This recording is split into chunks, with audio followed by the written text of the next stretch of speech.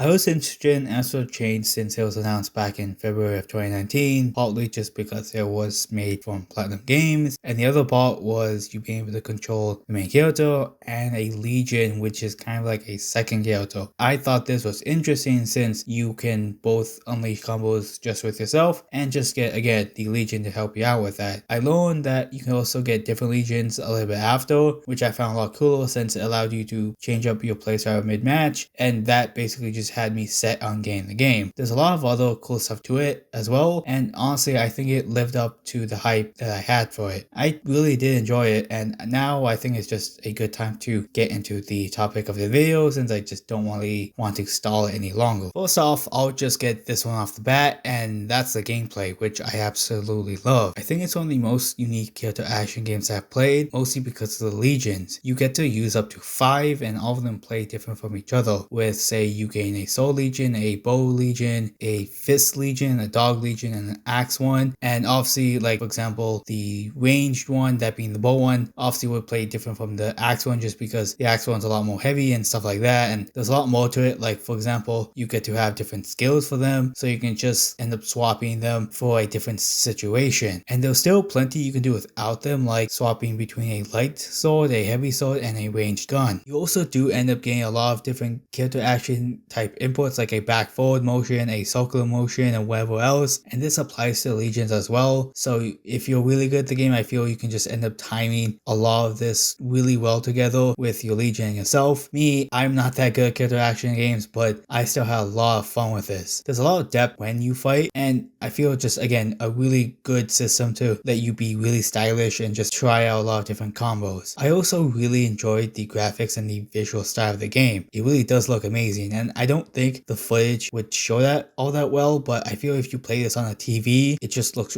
really stunning for the Switch. I do think it looks a lot better on a TV instead of playing on portable mode, and I don't know if this footage really would help show how good the game looks, but trust me, if you play this on a decently sized screen, it will look amazing. But overall, it still looks pretty good for the Switch, again, as I said. And with the style, I don't really like the cyberpunk style as much, but I feel PlatinumGames managed to make me warm up to it, but I mostly feel it's just because it has a slight anime aesthetic to it. And I also really enjoyed the difficulty in this game. I think it's what you'd expect out of a PlatinumGames title, and that being pretty hard. I think both the normal fights along with the boss fights are really rewarding to take them down, and I don't really think they're all that cheap. I think they're pretty fair overall, just because the bosses have different patterns, and if you pay attention to them, you can easily take them down. The normal fights I also found, again, kind of interesting just because they do introduce new enemies as you go on, which helps it feel more fresh and even harder, and they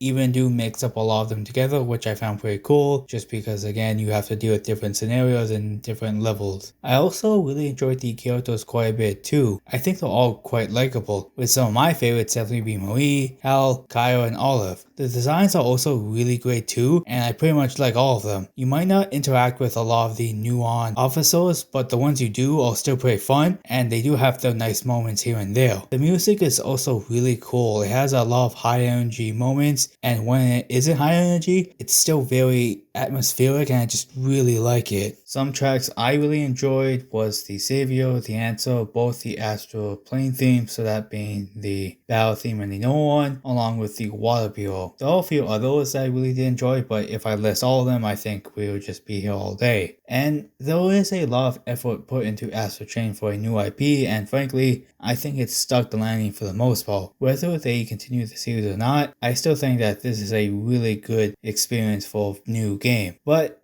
even as this is the first go, I still think there are some issues here and there, and one of the issues I had was how slow of a start the gameplay is. To me, it just feels a lot more mashy, and you just don't have a lot of options at the start. And I do know in other character action games, you're still kind of limited as well, but you still have some stuff like the delayed button presses, and even in stuff like DMC3 and other Devil May Cry games, you can upgrade your skills quite fast. Like, I think even after the first mission, you can at least get Stinger in most cases. And of course, you can still get these skills or these types of skills in Astral Chain, but you have to wait until upgrade 3 to get that. You do get a charge attack at upgrade 2, but I just still found it really sluggish early on. It does get a lot better, it just really annoys me because I was so used to other Kyoto Action games, and this one just kind of felt weird to start off with. I also found the weapon selection in the game to be very lacking. You end up only getting a light sword, a heavy sword, and a gun, and I just kind of wish there was a lot more options for the human character, because just using a light and heavy sword is just not all that interesting to me. And I know there is a gun, as I said, but at that point it's so weak to the point where I would rather just use the bow legion, and I kind of wish it wasn't like that, since, you know, I feel like the legions are unique enough to the point where, you know, I often switch between them just because of their skills and whatever else, and I kind of wish I could do that with the weapons with the human, because again, they're all just really lacking for stuff. I don't necessarily hate it as much, but it is a massive downgrade for me, at least, because a lot of other Kyoto Action games end up having numerous different weapons, and I kind of wish it was the same here. But frankly, I feel those two things are the only things that really annoyed me about the game. The lack of weapon variety definitely does kind of suck, just because by the end game I was just kind of tired of using just 2 swords and a gun, and the gameplay still definitely can take a while to get used to, especially if you played other Kyoto Action games like me, but I still think it's fun regardless, just because of the fact that, you know, PlatinumGames took their time with making sure the gameplay just sticks. And I want to hear what you guys like about Astral Chain, as you probably heard me ramble on for like upwards of a couple of minutes, just because I still think it's really unique. But let me know your thoughts in the comments below. Of course, we will go over the likes and dislikes before the video finishes. Likes: fun and unique gameplay, really good graphics and visual style, really good difficulty, really fun characters, and really cool OST. Dislikes: gameplay can feel a little bit sluggish sometimes, and the weapon selection is really limited. Thank you all for watching, and see you guys later.